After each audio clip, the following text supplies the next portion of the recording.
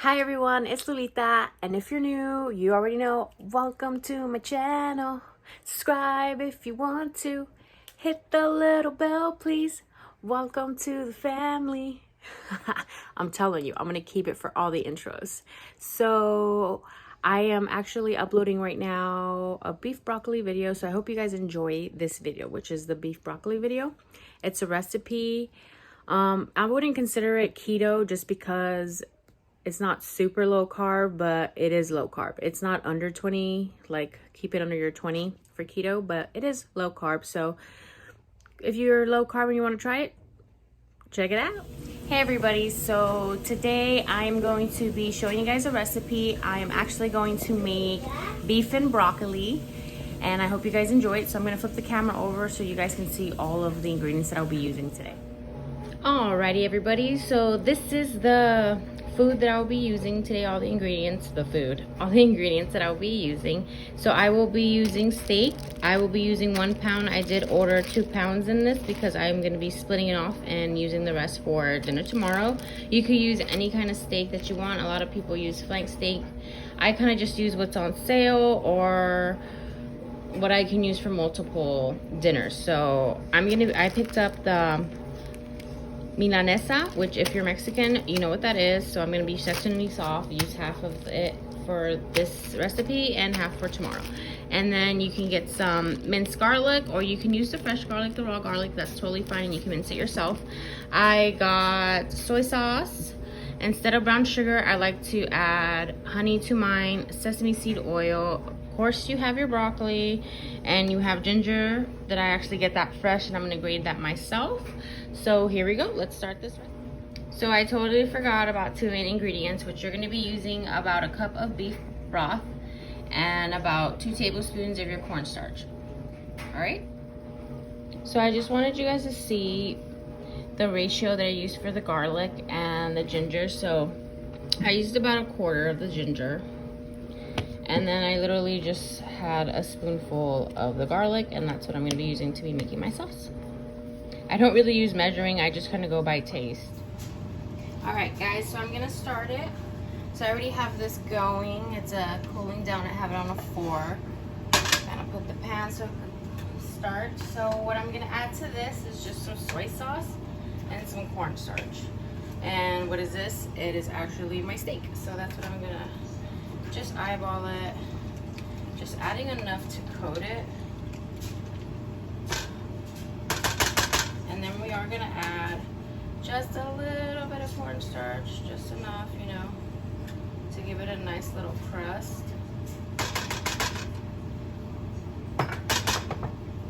When that's done, we're just going to go ahead and just mix the steak all up in that. Make sure it's all covered up with the cornstarch and the soy sauce.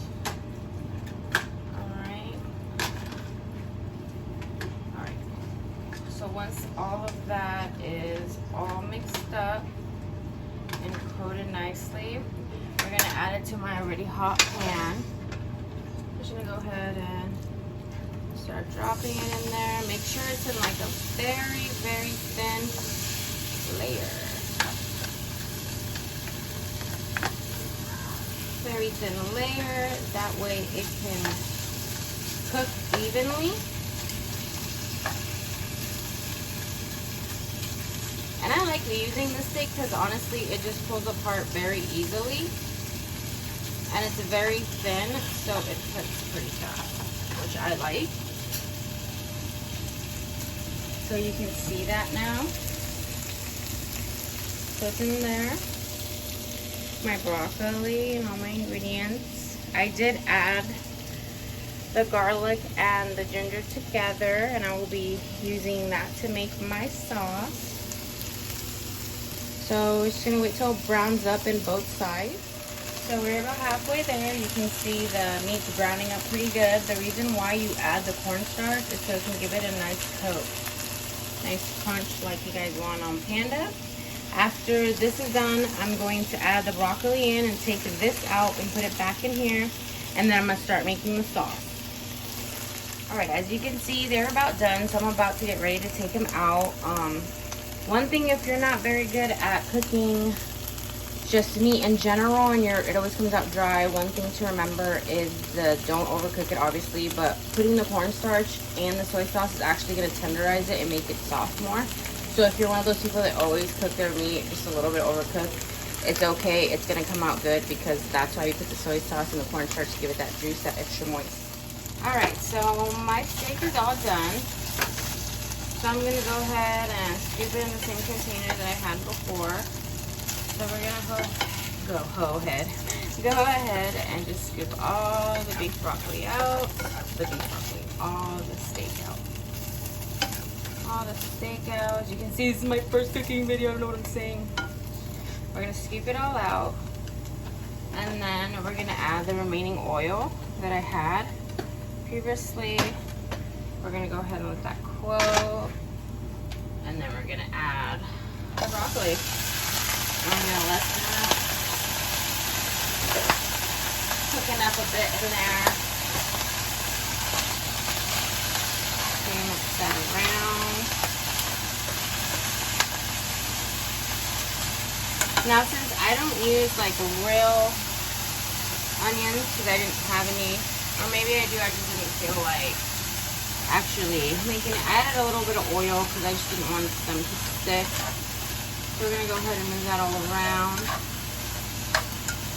And while this is cooking up, we're going to go ahead and make the sauce over here. Alright, so we're going to make the sauce, and I'm going to put it in this container. We're going to go ahead and go in with a cup of beef broth. So we're going to go ahead and fill up my little cup. Perfect. And we're going to go ahead and just dump that in there. And then we're going to go ahead and add some soy sauce to that. Some sesame seed oil. We're going to add the honey. I just go ahead and add as I go. Then I'm going to go ahead and add all the garlic and ginger. And then we're going to add a whipping of cornstarch. And that's just so the sauce can thicken up. And then we're going to go ahead and just move all of this around. And you can tell by the color if it's ready. See, I can use a little more, so then we can go ahead and add some more soy sauce. A little bit of sesame seed oil. Alright, and this will be our sauce. Alright, so right here, I just put the lid over it so I can steam it up and cook it up a little bit. Here's my steak, and I'm going to add half of this mixture in there. So let's go ahead and just put that all up in there. We're going to let it soak for a little bit. Alright guys, it's time to check on the broccoli. So I personally like the little burnt marks on there. I think it gives it flavor. If you want it more, you can leave it on there more. If you don't want it with a little crispier side, you can stop it before it gets there. So now we're going to just add the meat. I'm going to add that in here. And I only use half of my mixture. So I would suggest only putting about a half a cup of the beef broth than the full cup that I put. Oh wait, I may be lying. Nope. Do exactly what it is. And then we're going to go ahead and add the rest of the mixture. If you do need it. And that's just going to make a nice, thick sauce for us. For our beef broccoli. I'm just going to let this cook and have all that stuff get absorbed into the meat and the broccoli. And we're going to let it, you know, sit here covered for about 5 to 10 minutes, and I will come back and show you the finished product. Alright, so we're gonna check on our beef broccoli and see how it's doing. I think it's about done, but we're gonna check. It's been about 5 minutes. Alright, so it's looking pretty good. As you can see, the sauce is pretty pretty thick. That's what we want. Nice, thick, juicy sauce.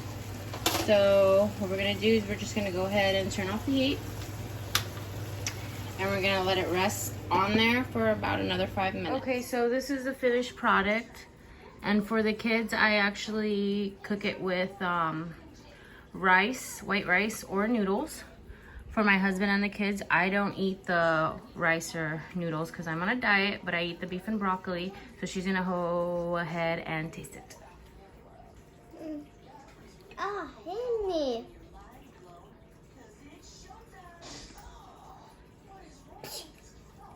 It tastes good? Perfect.